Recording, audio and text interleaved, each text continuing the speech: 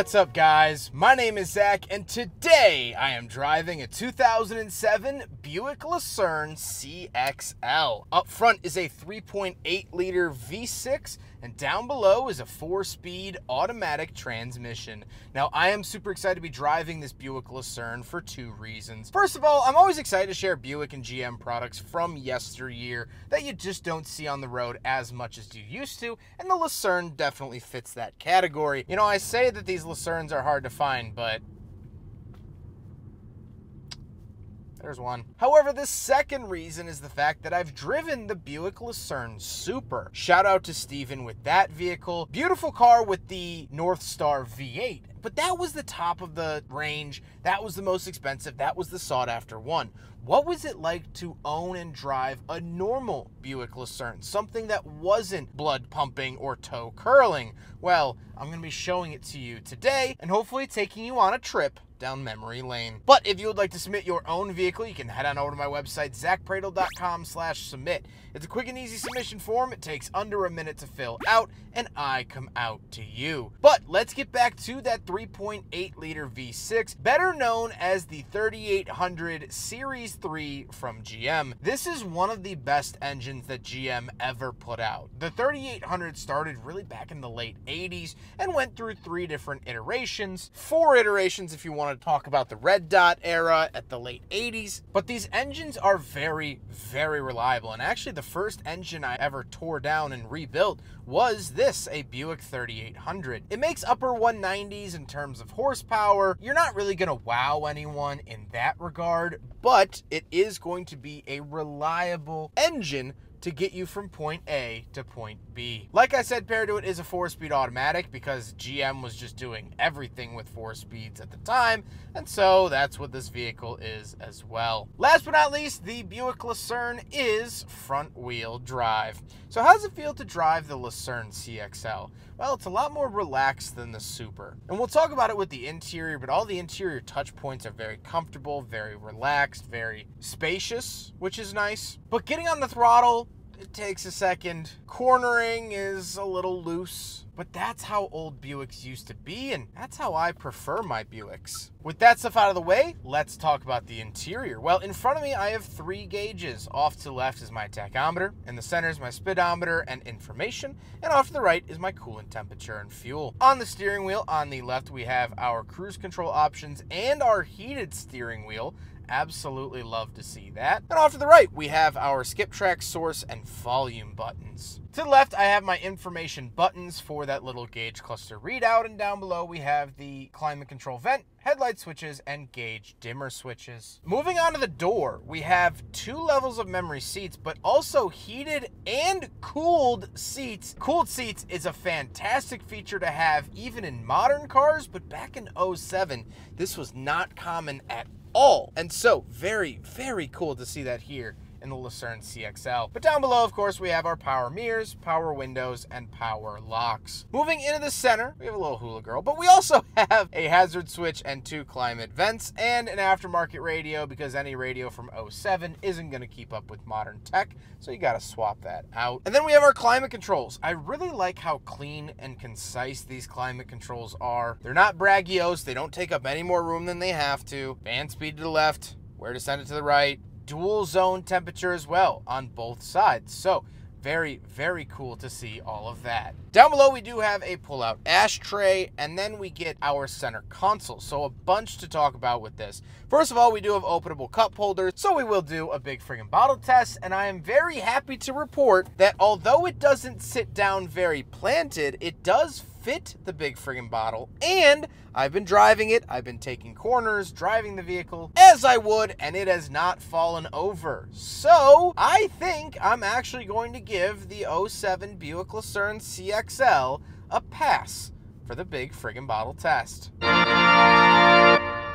But then we have some interesting storage. So we do have a center console with storage inside of that, but then you can flip this up and make it into a bench seat, which is really cool. But then you can pull up the bench seat and it's back to storage again. So very, very cool packaging here in the center seat of the Buick Lucerne CXL. However, Let's talk about the rest of the seats. The driver's seat is heated, cooled, power, memory, anything you can really ask for from a seat from 2007.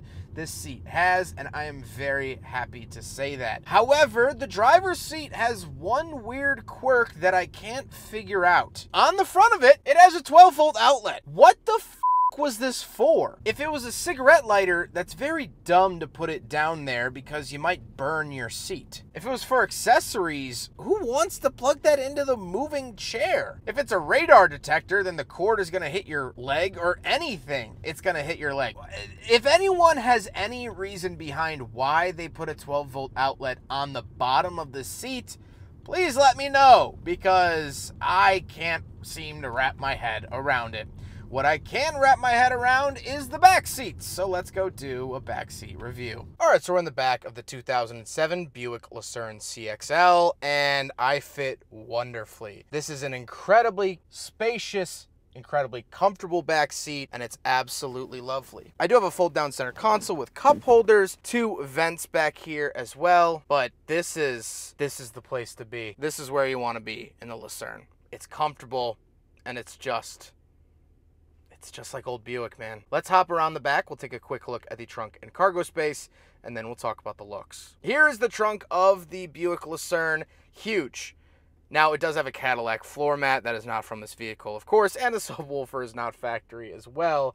However, it is a big, comfy trunk, and I like that out of the Buick. Now we gotta talk about the looks, and I really like the look of the Lucerne. It's definitely very macaroni styling for me, and macaroni styling is a term I coined, meaning very blobby and mushy styling, but very nostalgic. Like growing up on Kraft mac and cheese, it has that warm, fuzzy feeling, but it's not really outwardly pretty, which I think is a fair assessment of the Lucerne. However, I do want to comment on the paint. In this era, GM had issues with their red paint. In the 1990s, it was white paint that would flake and not stick. Well, now it's red paint here in 07, and you can see that on the rear trunk. It just flakes off randomly one day, and so you'll have to chase part of your paint job down the freeway. Well, at least if you want it back. However, with all of that being said, let's get on to my final thoughts. What do I think driving a non-super, a more average Buick Lucerne from 2007? Well, the Super is obviously a lot faster and a lot more interesting, but I think this car has an importance of its own. Driving this car is very old style Buick. Modern Buick rides kind of hard, they're very sporty, they have very taut leather. Modern Buick wants to tell me about the geopolitical situations here in our country. Modern Buick asked if I tried the new bubble tea place down the road. Modern Buick asked me if I wanted to get in on their TikTok dance. And that's fine and dandy. I think there's a special place in the world for vehicles like that. They're a very modern company now. They don't make sedans anymore. They just make SUVs.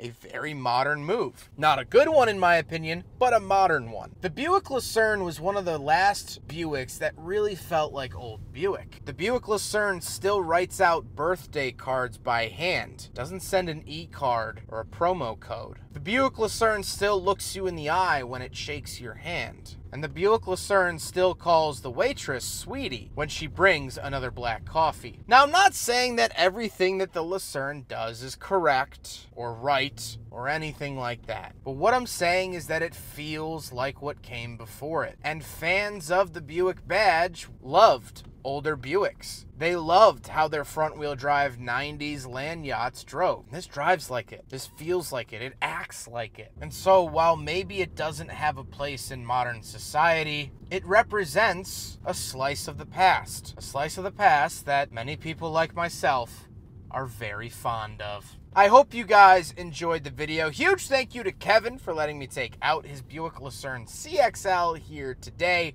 I've reviewed a couple of Kevin's vehicles in the past here in Michigan.